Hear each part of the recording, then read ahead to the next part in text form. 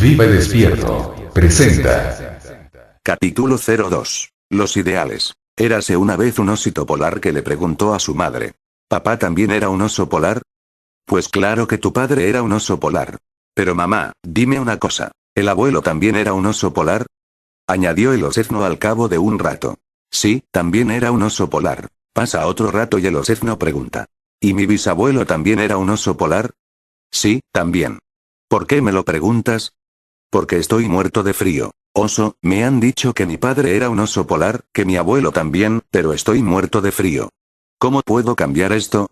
Da la casualidad de que conozco a tu padre, y a tu abuelo, y también da la casualidad de que conozco a tus bisabuelos. Todos se morían de frío.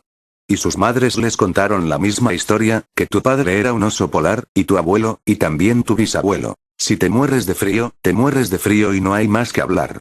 Esas historias no ayudan a nadie. Solo sirven para confirmar que incluso los osos polares pasan frío. Hay que ver la realidad, no centrarse en las tradiciones ni volver al pasado. Si tienes frío y no hay más que hablar. Y el hecho de ser un oso polar no es ningún consuelo. Esa es la clase de consuelo que se le ha ofrecido a la humanidad. Cuando estás a punto de morir, y a alguien se le puede ocurrir decirte: no tengas miedo, porque el alma es inmortal. Pero tú te estás muriendo. Me han contado la historia de un judío moribundo que se había caído en una calle, de un ataque al corazón. Se congregó toda una multitud, y buscaron a alguien que creyera en la religión, a un sacerdote o algo, porque el hombre estaba a punto de morir. De entre la multitud surgió un sacerdote católico, que no sabía quién era el moribundo. Se acercó a él y le preguntó: ¿crees en Dios? ¿Afirmas que crees en la Santísima Trinidad, en Dios Padre, en Dios Hijo y en el Espíritu Santo? El judío moribundo abrió los ojos y replicó: me estoy muriendo y me viene con acertijos. ¿Qué pasa con la Trinidad esa? Me estoy muriendo. ¿Qué estupideces me está contando? Una persona está a punto de morir y la consolamos con la idea de la inmortalidad del alma. Ese consuelo no sirve para nada. Alguien está sufriendo y le dices: no sufras. Es algo puramente psicológico. ¿Cómo va a ayudar una cosa así? Lo único que conseguirás es que lo pase aún peor. Esas teorías no sirven de gran cosa, porque han sido inventadas para consolar, para engañar. Si tienes frío y ya está. En lugar de preguntar si tu padre era un oso polar, haz ejercicio. Vete a caminar, a pegar saltos, a hacer meditación dinámica, y así no sentirás frío. Te lo aseguro. Olvídate de padres, abuelos y bisabuelos y presta atención a tu realidad. Si te mueres de frío, haz algo. Y siempre se puede hacer algo. Pero si no paras de preguntar, no encontrarás el camino. Ya puedes preguntar y preguntar, que tu pobre madre siempre te ofrecerá consuelo. Y la pregunta es maravillosa, llena de significado, de una tremenda trascendencia. Así es como sufre la humanidad. Fijaos en ese sufrimiento, observad el problema y no intentéis buscar soluciones fuera del problema. Mirad directamente el problema y siempre encontraréis la solución en él. Fijaos en la pregunta. No pidáis la respuesta. Por ejemplo, puedes preguntar, una y otra vez: ¿quién soy yo? Si acudes a un cristiano te dirá: eres hijo de Dios, y Dios te ama. Y tú te quedarás confuso porque, ¿cómo puede amarte Dios? Un sacerdote le dijo al mulá Nasruddin: Dios te ama. El muid replicó: ¿cómo va a amarme si ni siquiera me conoce? Y el sacerdote contestó: por eso puede amarte. Nosotros, que te conocemos, no podemos amarte. Resulta demasiado difícil. O si te acercas a un hindú, te dirá: tú eres Dios mismo. No el Hijo de Dios, sino Dios mismo. Pero tú sigues con tu dolor de cabeza, tu migraña, preguntándote cómo puede Dios tener dolor de cabeza, y el problema queda sin resolver. Si quieres preguntar: ¿quién soy yo? No recurras a nadie. Guarda silencio y profundiza en tu ser. Deja que la pregunta resuene en tu interior, no verbal, sino existencialmente. Permite que la pregunta te penetre como una flecha te atravesaría el corazón. ¿Quién soy yo?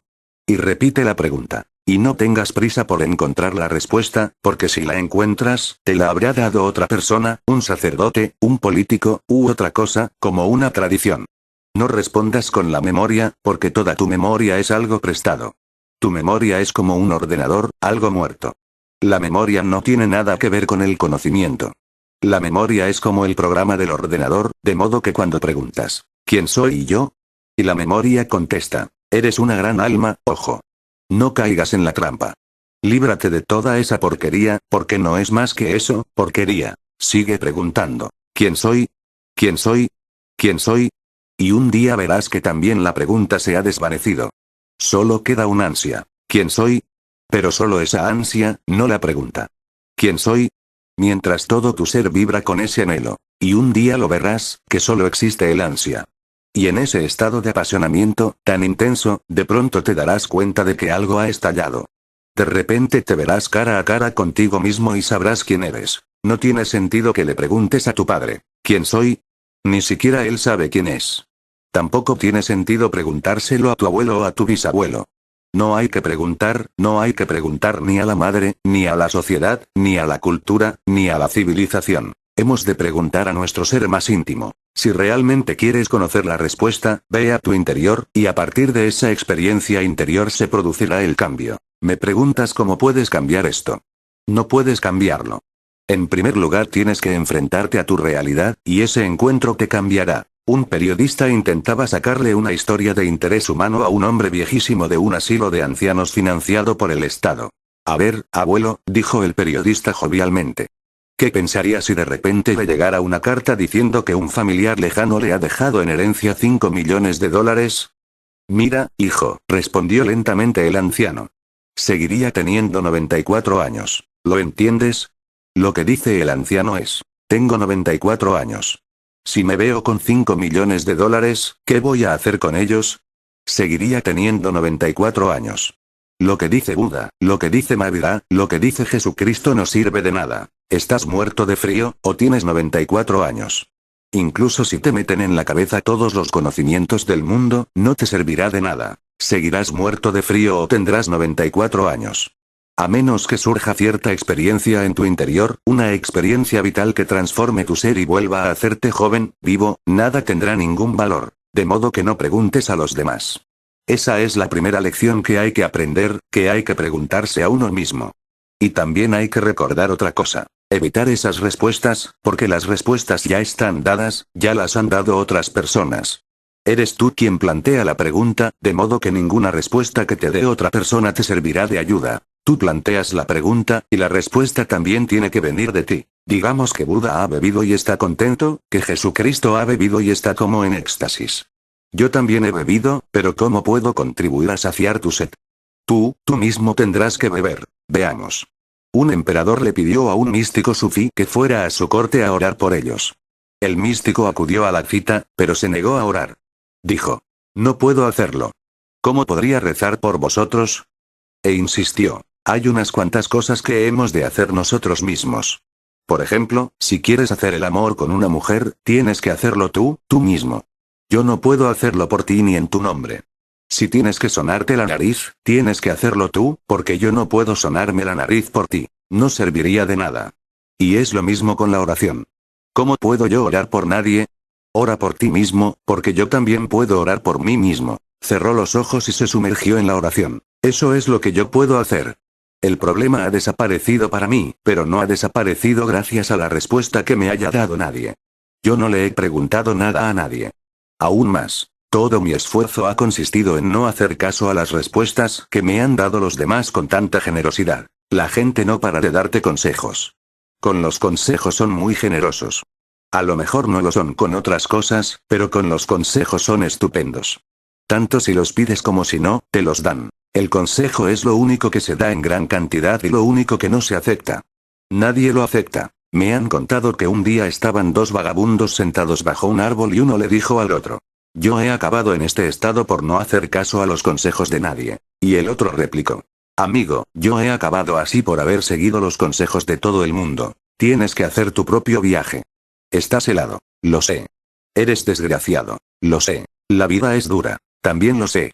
Y no tengo ningún consuelo para ti, ni creo que yo pueda consolarte, porque todo consuelo se convierte en un aplazamiento.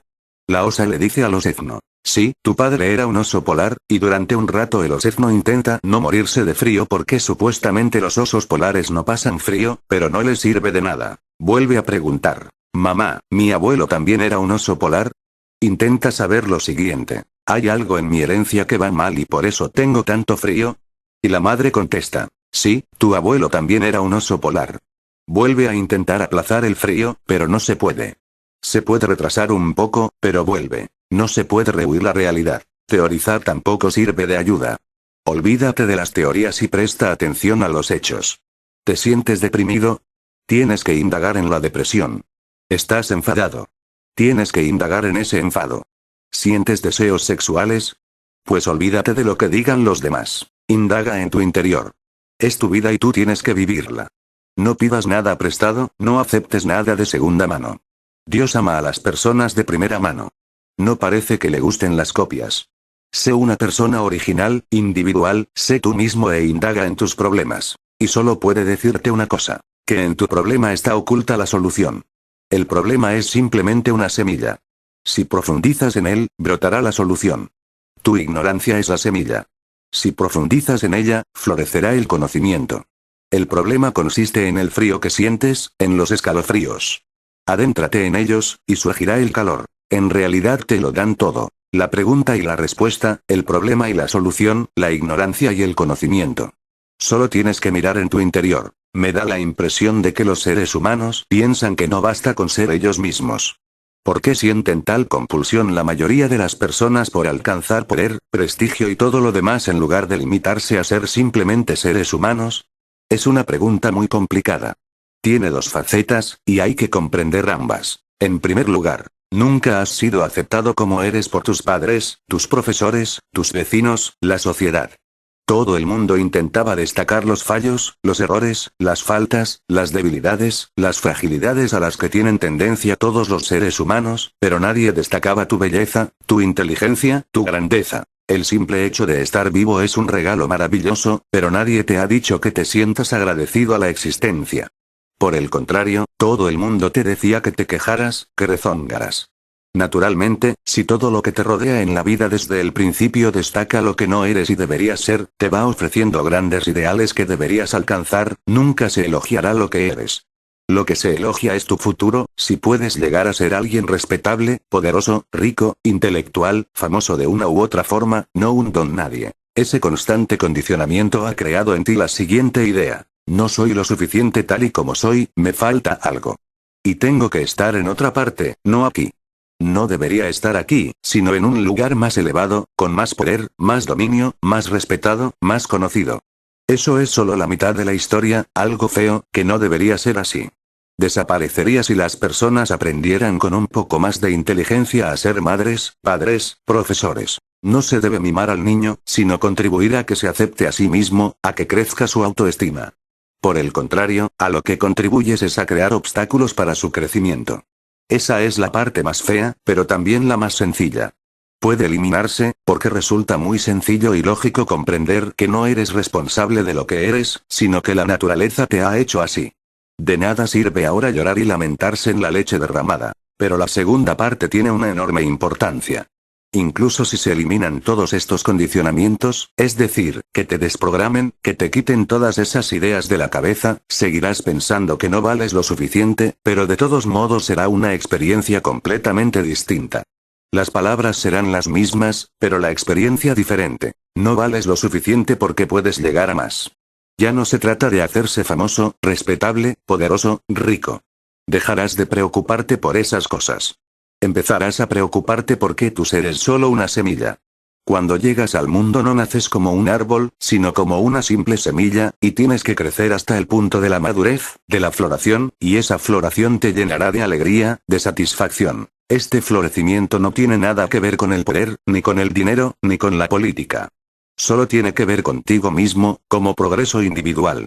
Y para eso, el otro condicionamiento supone un obstáculo, una distracción, significa encaminar mal el deseo natural de crecimiento. Todo niño nace para crecer y convertirse en un ser humano hecho y derecho, con amor, con compasión, con silencio. Tiene que convertirse en una auténtica fiesta por sí mismo. No se trata de competir, ni siquiera de comparar. Pero el primer condicionamiento, tan feo, te distrae porque la sociedad, los intereses creados, se aprovechan de la necesidad de crecer, la necesidad de convertirte en algo más, de desarrollarte.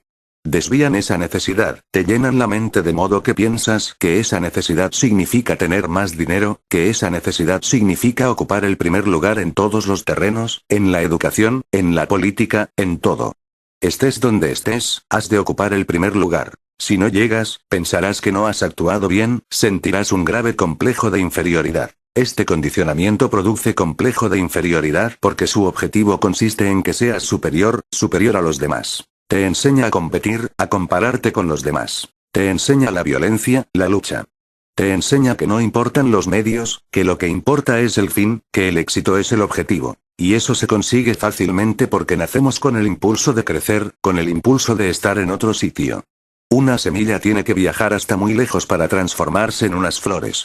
Es una peregrinación.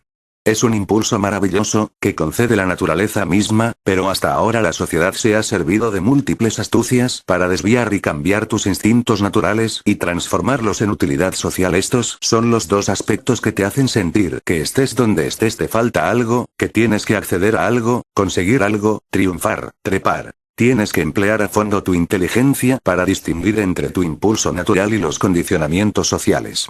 Olvídate de los condicionamientos sociales, son una estupidez, para que tu naturaleza siga siendo pura, impoluta. Y la naturaleza siempre es individualista. Crecerás y florecerás, y a lo mejor te salen rosas, mientras que a otra persona quizá le salgan caléndulas. Tú no serás superior al otro por las rosas, ni el otro será inferior a ti por las caléndulas. Lo importante es que los dos habéis florecido, y ese florecimiento, ese desarrollo, produce una profunda satisfacción.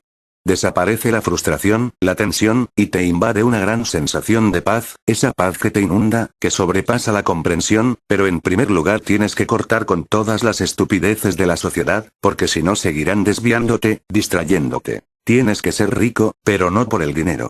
La riqueza es otra cosa. Un mendigo puede ser rico y un emperador pobre. La riqueza es una cualidad del ser. Alejandro Magno conoció a Diógenes, un mendigo que solo poseía una lámpara y la mantenía encendida día y noche. Desde luego, actuaba de una forma extraña, y Alejandro le preguntó: ¿por qué tienes la lámpara encendida durante el día?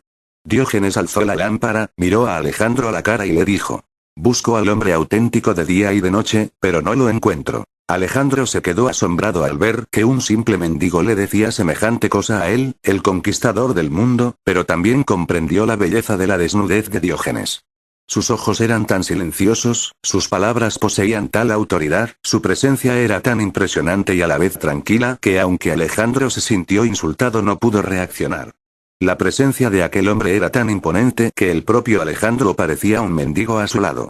En su diario escribió lo siguiente: he notado por primera vez en mi vida que la riqueza no tiene nada que ver con el dinero. He conocido a un hombre rico. La riqueza es lo que hay en ti de auténtico, de sincero, de verdadero, tu amor, tu creatividad, tu sensibilidad, tu capacidad para meditar. Ahí está tu auténtica riqueza. La sociedad te ha abocado a lo mundano, y te has olvidado por completo de que te han abocado a eso. Recuerdo una historia que me contaron, una historia real. Un día, en la India, un hombre iba en una moto, y como hacía mucho frío se puso la chaqueta al revés, con la parte de detrás por delante, porque tenía mucho frío y el viento le daba de cara. Un sardar, los sardares son muy simples, también venía en su moto por el otro extremo de la carretera, y no daba crédito a sus ojos. Pensó: ese hombre tiene la cabeza al revés. Se asustó tanto que al aproximarse chocó contra el pobre hombre, que cayó al suelo, casi inconsciente. El sardar lo miró detenidamente y dijo: Dios mío, ¿qué le ha pasado? La ciudad está lejos, el hospital está lejos, pero hay que hacer algo. Los sardares son las personas más fuertes de la India, y aquel pobre hombre estaba inconsciente.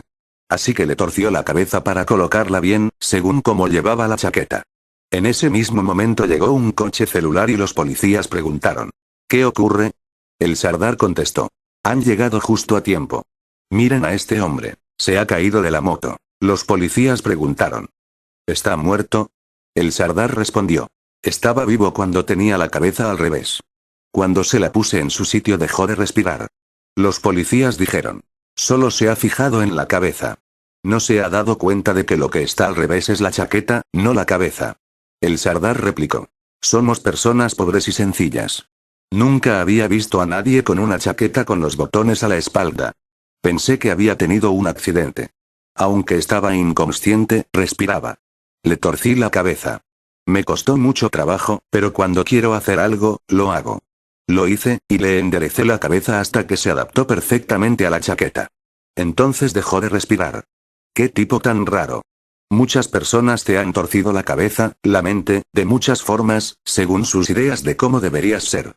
No tenían mala intención. Tus padres te querían, tus profesores te querían, la sociedad quiere que seas alguien. Tenían buenas intenciones, pero escaso entendimiento. Olvidaron que no se puede convertir un macizo de caléndulas en un rosal, ni viceversa. Lo único que puedes hacer es contribuir a que las rosas sean más grandes, a que tengan más color y más fragancia. Puedes aportar todos los productos químicos necesarios para transformar el color y el perfume, el abono, la tierra adecuada, el riego conveniente en los momentos oportunos, pero no conseguirás que el rosal de lotos. Y si empiezas a decirle al rosal que tiene que dar flores de loto, y desde luego, las flores de loto son preciosas y muy grandes, lo estarás condicionando de mala manera, algo que solo contribuirá a que el rosal jamás dé lotos. Además, su energía se canalizará mal, de modo que ni siquiera dará rosas, porque ¿de dónde sacará la energía para producirlas?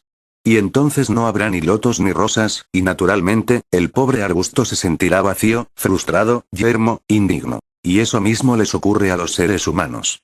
Con las mejores intenciones del mundo, todos quieren cambiar tu mente. En una sociedad mejor, con personas más comprensivas, nadie te cambiará. Todos te ayudarán a que seas tú mismo, y ser uno mismo es la mayor riqueza que se puede obtener en este mundo. Ser uno mismo proporciona todo lo necesario para sentirse satisfecho, para que la vida tenga significado, para que sea importante. Por el simple hecho de ser tú mismo y de crecer de acuerdo con tu naturaleza se cumplirá tu destino. Y es que el impulso no es nada malo por sí mismo, sino cuando se desvían los objetivos. Y has de tener cuidado para que no te manipule nadie, por buenas que sean sus intenciones. Tienes que mantenerte al margen de esas personas con buenas intenciones, de las buenas personas que no paran de aconsejarte que hagas esto o lo otro. Préstales atención y dales las gracias, porque no quieren hacerte ningún daño, pero al final lo que ocurre es que si te hacen daño, solo debes hacerle caso a tu corazón. Ese es tu único maestro. En el viaje real de la vida, tu intuición es tu único maestro. ¿Te has fijado en la palabra intuitivo? Es como tuitivo, solo que lo tuitivo es lo que ampara o defiende desde fuera, mientras que lo intuitivo viene de tu propia naturaleza, de dentro. Tu guía está dentro de ti, y con un poco de valor nunca te sentirás indigno. Quizá no llegues a ser presidente de un país, ni primer ministro, ni a ser Henry Ford, pero ni falta que hace. Quizá llegues a ser un cantante fantástico, o un pintor fantástico. Y al fin y al cabo, no importa lo que hagas, a lo mejor llegas a ser un gran zapatero. Abraham Lincoln llegó a presidente de Estados Unidos, su padre era zapatero, y en el Senado sentían cierta vergüenza de que el hijo de un zapatero fuera el responsable de los más ricos, de los de clase alta, que se creen superiores porque tienen más dinero, porque vienen de familias de abolengo. Todos los miembros del Senado estaban un poco avergonzados, irritados y enfadados. A nadie le hacía ninguna gracia que Lincoln fuera el presidente. Un hombre muy arrogante, un burgués, se levantó y dijo lo siguiente antes de que Lincoln pronunciara su primer discurso ante el Senado.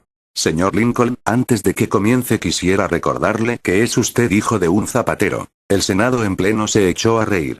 Querían humillar a Lincoln. No podían derrotarlo, pero sí humillarlo. Claro está, no resulta fácil humillar a un hombre como Lincoln. Lincoln replicó.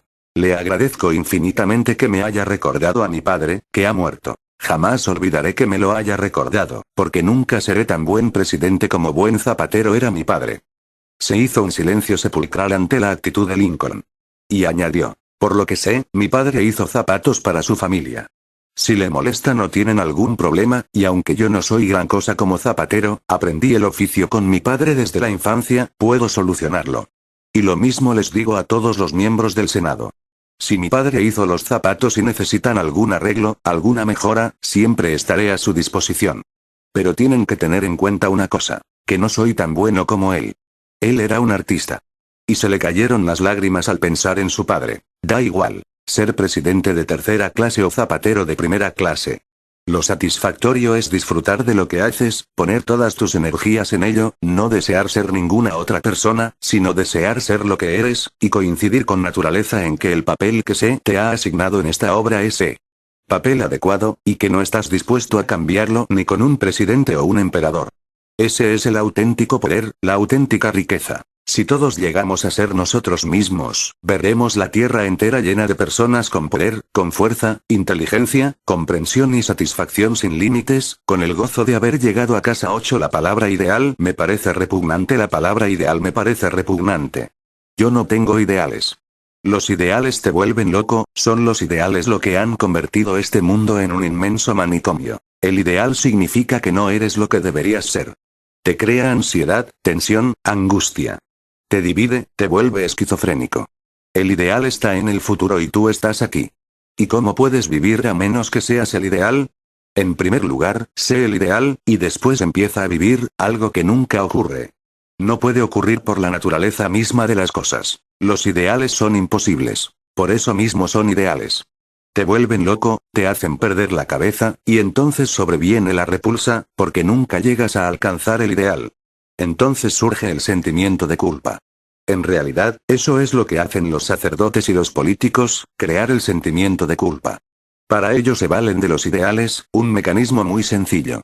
Ofrece un ideal y el sentimiento de culpa surgirá automáticamente. Si te digo que 2 ojos no son suficientes, necesitarás 3 ojos, abrir tu tercer ojo. Leerás a Lobsang Rampa, que dice que abras tu tercer ojo. Lo intentas por todos los medios, por aquí y por allá, cabeza abajo, con un mantra, y el tercer ojo no se abre. Entonces empiezas a sentirte culpable, que si me falta algo, que si no soy como debería ser, te deprimes, te frotas el tercer ojo, pero no se abre. Cuidado con todas esas tonterías. Los 2 ojos que poseemos son maravillosos, e incluso si solo tienes uno, es perfecto. Tienes que aceptarte como eres.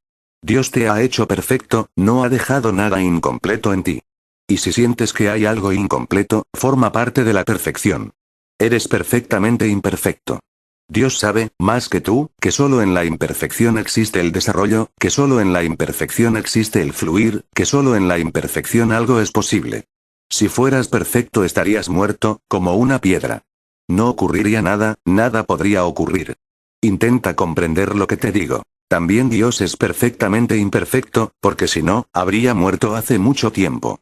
No habría esperado a que Friedrich Nietzsche declarase que Dios ha muerto. ¿Qué haría Dios si fuera perfecto? No podría hacer nada, no tendría libertad para hacer. No podría crecer, ni tendría a dónde ir. Estaría simplemente estancado. Ni siquiera podría suicidarse, porque cuando eres perfecto no haces cosas así. Acéptate tal y como eres. A mí no me interesa una sociedad ideal, no me interesa en absoluto. Tampoco me interesan los individuos ideales. Vamos, que el idealismo no me interesa lo más mínimo. Y para mí la sociedad no existe, solo los individuos. La sociedad no es sino una estructura funcional, utilitaria. No puedes encontrarte con la sociedad. ¿Te has encontrado alguna vez con la sociedad? ¿Te has encontrado alguna vez con la humanidad? ¿Te has encontrado con el cristianismo, el hinduismo, el islam? No, solo podemos encontrarnos con el individuo concreto. Pero mucha gente ha pensado en mejorar la sociedad, en construir una sociedad ideal, y esas personas han resultado ser un desastre, una calamidad. Gracias a su sociedad ideal han destruido el respeto de las personas hacia sí mismas y han despertado el sentimiento de culpa en todo el mundo. Todo el mundo se siente culpable, nadie parece sentirse feliz tal y como es. Se puede provocar el sentimiento de culpa por cualquier cosa, y una vez creado ese sentimiento, te haces poderoso. La persona que provoca en ti el sentimiento de culpa adquiere poder sobre ti, hay que recordar esta estrategia, porque solo esa persona puede redimirte. Entonces tienes que recurrir a ella. Al principio, el sacerdote provoca el sentimiento de culpa, y tienes que ir a la iglesia, a confesarte, a decir, he cometido un pecado, y entonces el sacerdote te perdona en nombre de Dios. Crea la culpa en nombre de Dios, eso en primer lugar, y después te perdona en nombre de Dios. Fíjate en lo siguiente. A Calvin lo sorprendió su madre cometiendo un pecado mortal, y lo obligaron a confesarse inmediatamente. Padre, he estado toqueteándome, dijo Calvin. ¿Por qué has hecho semejante cosa? Preguntó el cura, muy enfadado. Es que no tenía nada mejor que hacer, respondió Calvin. 4 Padre Nuestros y 5 Ave Marías de penitencia. La madre de Calvin volvió a pillarlo una semana más tarde, y una vez más el chico tuvo que ir a confesarse. Padre, he estado toqueteándome. ¿Y por qué lo has hecho? Es que no tenía nada mejor que hacer, respondió Calvin. 10 Padre Nuestros y 5 Ave Marías de penitencia. A la semana siguiente, la madre de Calvin volvió a sorprenderlo. ¿Ya estás volviendo?, dijo. Y llévale esta tarta de chocolate al padre. Mientras esperaba en una larga cola, Calvin se comió toda la tarta y en el confesionario dijo: Padre, mi mamá me había.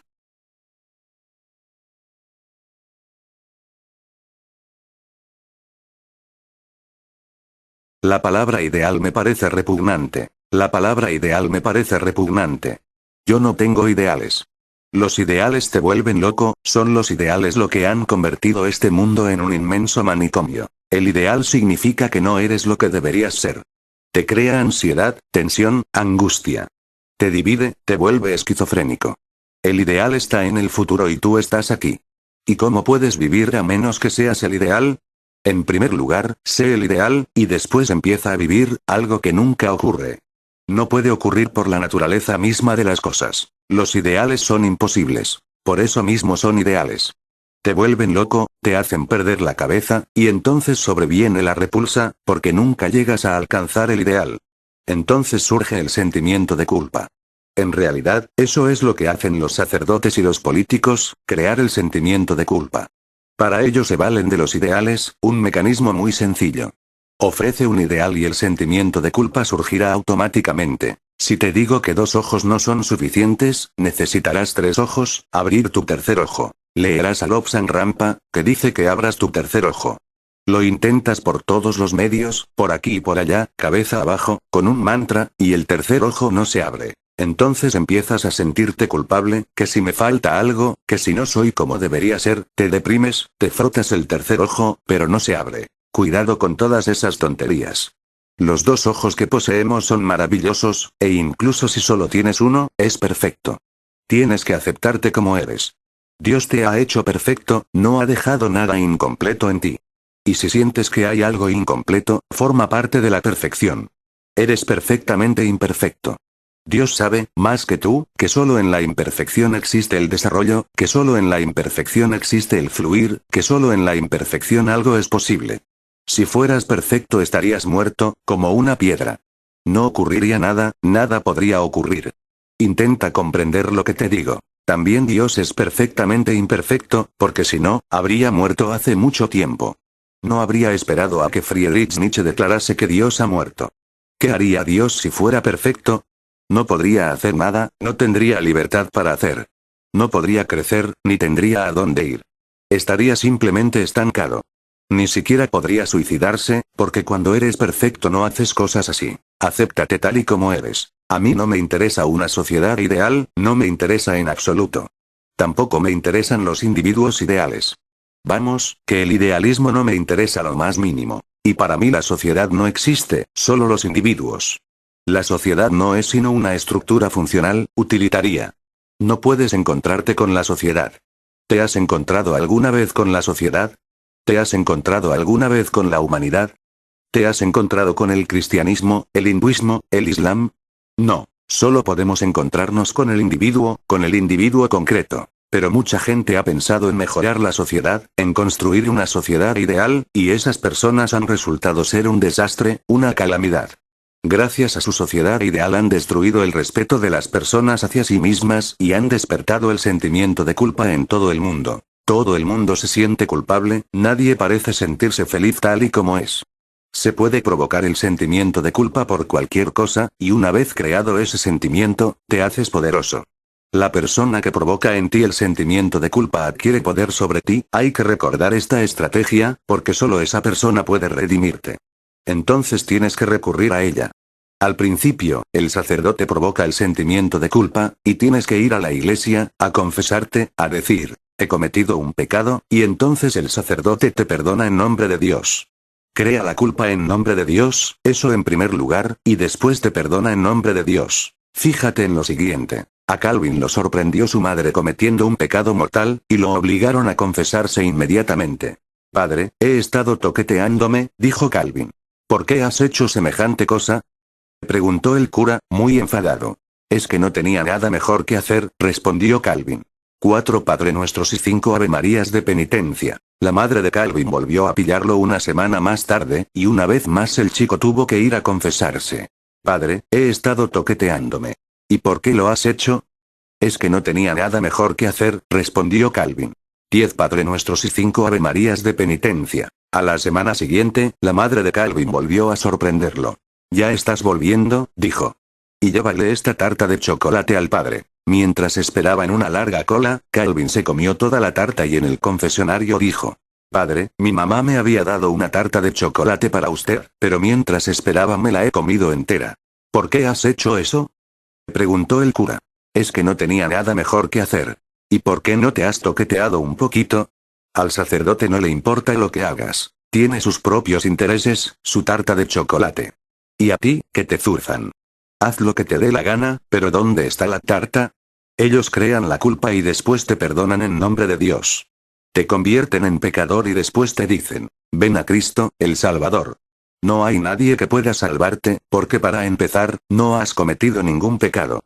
No necesitas que te salven. Yo no tengo el menor interés en una sociedad ideal, y te pido que abandones ese sueño, un sueño que ha originado tantas pesadillas. Hemos de recordar que en la actualidad no puede ocurrir nada con la política. La política ha muerto. Votes a quien votes, ya sea de derechas o de izquierdas, hazlo sin ilusiones. Hay que renunciar a la idea de que un sistema, ningún sistema, puede salvar a nadie. Ningún sistema será la salvación, ni el comunismo, ni el fascismo ni el gandhismo. Ninguna sociedad puede salvarte, como ninguna sociedad puede ser ideal. Y no existe ningún salvador, ni Jesucristo, ni Krishna ni Rama. Has de olvidarte de esas tonterías sobre la culpa y el pecado que llevas a cuestas. Pon toda tu energía en bailar y festejar la vida, y entonces sí serás ideal, aquí y ahora, y no tendrás que convertirte en algo ideal. La ideología como tal ha perdido su veracidad. En realidad, nunca existió y, además, ha desaparecido la capacidad de persuasión. Quedan muy pocas mentes serias que sigan creyendo que se pueda lograr una nueva utopía mediante la ingeniería social. Vivimos en la época de la libertad absoluta. Hemos alcanzado la mayoría de edad. La humanidad ya no es infantil. Ha madurado. Vivimos en una época muy socrática, porque la gente se plantea todas las cuestiones importantes de la vida. No empieces a ansiar y a anhelar un ideal, una idea, una perfección en el futuro. Olvídate de los ideales y vive aquí y ahora. El perfeccionismo es el origen de todas las neurosis. El perfeccionismo es el origen de todas las neurosis. A menos que la humanidad se olvide de la idea de la perfección, nunca estará cuerda. La idea misma de la perfección ha llevado a la humanidad entera a la locura. Pensar en términos de perfección significa pensar en términos de ideología, objetivos, lo que debería y no debería hacerse. Tienes que seguir un modelo y si no lo consigues te sentirás terriblemente culpable, pecador. Y el modelo tendrá tales características que nunca podrás seguirlo. Si lo consigues, no tendrá gran valor para el ego. De modo que la característica intrínseca del ideal perfeccionista consiste en que no puede alcanzarse, y solo así vale la pena alcanzarlo. ¿Comprendes la contradicción? Y esa contradicción provoca esquizofrenia. Intentas hacer lo imposible, algo que sabes perfectamente que no va a ocurrir por la naturaleza misma de las cosas. Si pudiera ocurrir no sería tal perfección. Cualquiera podría hacerlo. Entonces el ego no encuentra mucho de lo que alimentarse, no tiene nada que le sirva para crecer. El ego necesita lo imposible, y por su propia naturaleza, lo imposible no ocurre. De modo que solo quedan dos alternativas. Una, que empieces a sentirte culpable. Si eres inocente, sencillo, inteligente, empezarás a sentirte culpable, y la culpa es un estado enfermizo. Yo no estoy aquí para contribuir a ese sentimiento de culpa. Aúno todos mis esfuerzos para ayudarte a que te libres de toda culpa. En cuanto te libras de ella, estalla el júbilo. Y la culpa tiene su origen en la idea de la perfección. La segunda alternativa consiste en lo siguiente. Si eres astuto, te volverás hipócrita, empezarás a fingir que lo has conseguido.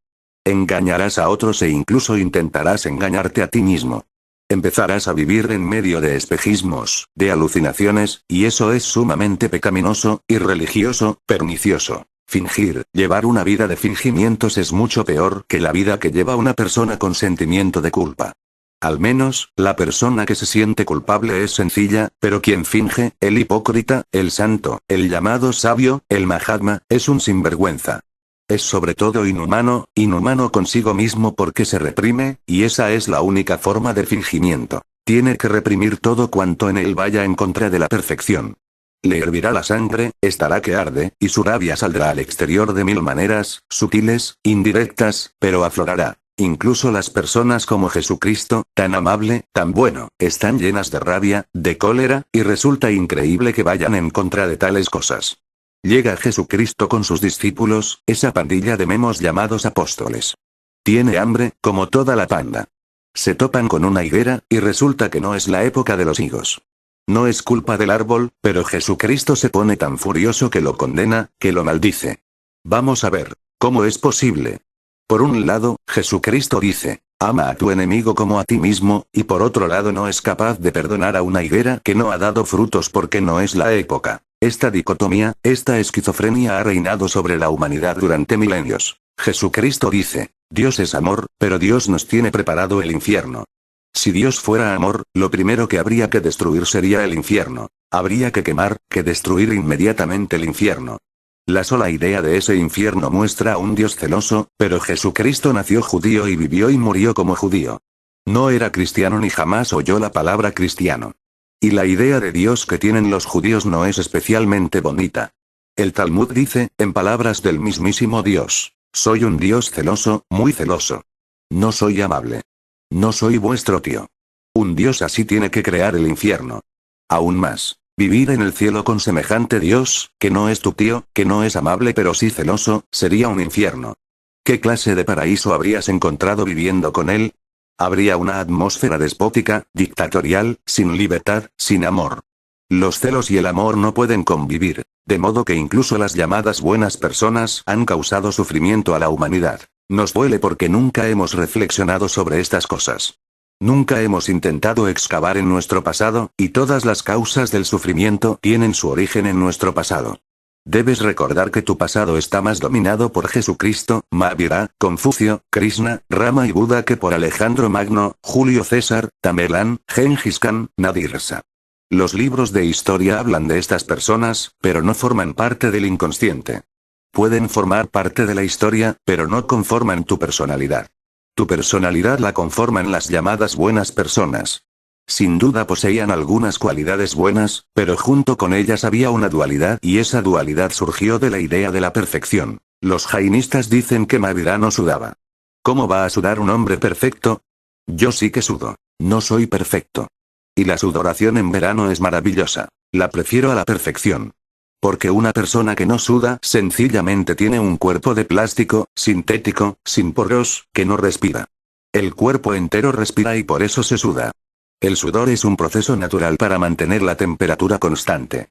Por eso, Mahavira debe de estar ardiendo por dentro como el propio infierno. ¿Cómo puede mantener constante la temperatura corporal? Sin la transpiración no puede hacerse, es imposible. Los jainistas dicen que cuando una serpiente picó a Mahavira en los pies, de ellos no brotó sangre sino leche. Eso solo habría sido posible si, en lugar de pies, Mahavira hubiera tenido pechos, y un hombre con pechos tendría que estar en un circo. Así es su idea de la perfección. Un hombre perfecto no puede tener cosas tan sucias como la sangre. Está lleno de leche y miel. Pero no hay más que imaginarse la peste que desprenderá un hombre lleno de leche y miel. La leche se agriará y la miel atraerá moscas y otros insectos. Qué bonito, todo su cuerpo lleno de moscas. A mí no me gusta nada esa clase de perfección. Mahavira es tan perfecto que ni orina ni defeca, cosas que solamente hacen los imperfectos seres humanos. Nadie se puede imaginar a Mahavira sentado en la taza del váter, pero entonces, ¿a dónde va a parar su mierda? Debe de ser el hombre más jodido del mundo. Me he enterado por una revista médica del caso más largo de estreñimiento. 18 meses. Pero eso no es nada. Los médicos no conocen el caso de Mahavira. 40 años. Es el período más largo en el que un hombre ha sido capaz de controlar sus evacuaciones. Eso sí que es yoga. El estreñimiento más prolongado en la historia de la humanidad, y no creo que nadie vaya a superarlo. Estas ideas absurdas se han ido perpetuando simplemente para el sufrimiento de la humanidad. Si respetáis estas ideas os sentiréis culpables por todo. A mí me encanta este mundo porque es imperfecto. Sí, es imperfecto, y por eso está creciendo. Si fuera perfecto habría muerto. Solo puede darse el crecimiento si existe la imperfección. La perfección significa el punto y aparte, en definitiva, la muerte, y entonces no hay forma de llegar más allá. Me gustaría que lo recordarais siempre, que yo soy imperfecto, que el universo entero es imperfecto, y que lo que quiero transmitiros es precisamente el amor a esa imperfección, la alegría por esa imperfección. No hay que preocuparse por la perfección, no hay que preocuparse por la perfección. Es mejor sustituir la palabra perfección por totalidad. No hay que pensar en ser perfecto, sino en ser total. La totalidad te proporcionará una dimensión diferente. En eso consisten mis enseñanzas. Sé total y olvídate de ser perfecto. Hagas lo que hagas, hazlo totalmente. No perfecta, sino totalmente. ¿Cuál es la diferencia? Cuando estás enfadado, el perfeccionista dirá, no está bien enfadarse. La persona perfecta nunca se enfada. Eso es una tontería, porque sabemos que Jesús estaba enfadado. Estaba realmente enfadado con la religión tradicional, con los sacerdotes, con los rabinos, tanto que sin la ayuda de nadie expulsó a los mercaderes del templo, látigo en mano. Gritaba tanto y su furia era tan intensa, tan apasionada, que todos se asustaron. No es simple coincidencia que el pueblo en cuyo seno nació fuera el que lo mató. Estaba realmente furioso y se rebeló. Recuerda que el perfeccionista dirá, no te enfades. ¿Y qué haces entonces? Reprimir tu furia, tragártela, y así se convertirá en un lento envenenamiento de tu ser. Serás capaz de reprimirla, pero entonces te convertirás en una persona colérica, y eso sí es malo. Un estallido de cólera de vez en cuando tiene su propia función, su propia belleza, su humanidad. Una persona incapaz de enfadarse no tiene entrañas, no tiene carácter. Una persona incapaz de enfadarse tampoco podrá amar, porque para ambas cosas hace falta pasión, y es la misma pasión. La persona incapaz de odiar tampoco podrá amar. Ambas cosas van unidas. Su amor será frío. Y debemos recordar que más vale un odio cálido que un amor frío. Al menos es humano, tiene intensidad, tiene vida, respira. Y quien ha perdido la pasión será una persona sosa, anquilosada, como muerta, y toda su vida será pura cólera. No la expresará, sino que seguirá reprimiéndola. La cólera se irá acumulando, una capa sobre otra, hasta que simplemente sea una persona colérica. No hay más que ver a los llamados Mahatmas y santos. Son personas coléricas. Creen haber controlado su cólera, pero ¿qué se puede hacer con una cólera controlada? Tragársela. Y entonces, ¿a dónde va a parar? Es algo tuyo, forma parte de ti, y en ti seguirá, sin expresión. Siempre que se expresa la cólera, te libras de ella, y tras la cólera puedes volver a sentir compasión. Una vez calmadas la cólera y la tormenta, puedes volver a sentir el silencio del amor. Existe un ritmo entre el odio y el amor, la cólera y la compasión. Si renuncias a uno de ellos, el otro desaparecerá. Y la ironía está en que, renuncies a lo que renuncies, simplemente te lo tragarás y pasará a formar parte de tu organismo. Te enfadarás sin razón alguna, de una forma irracional. Se reflejará en tus ojos, en tu tristeza, en tu expresión sombría y seria. Serás incapaz de disfrutar. Cuando digo que se debe sustituir la perfección por la totalidad, me refiero a que cuando te enfades lo hagas totalmente, por completo. Sé cólera, cólera pura. Tiene su belleza. Y el mundo mejorará cuando aceptemos la cólera como parte de la humanidad, como parte del juego de las polaridades. No puede existir el este sin el oeste, ni la noche sin el día, ni el verano sin el invierno. Hemos de aceptar la vida en su totalidad, porque existe cierto ritmo, cierta polaridad.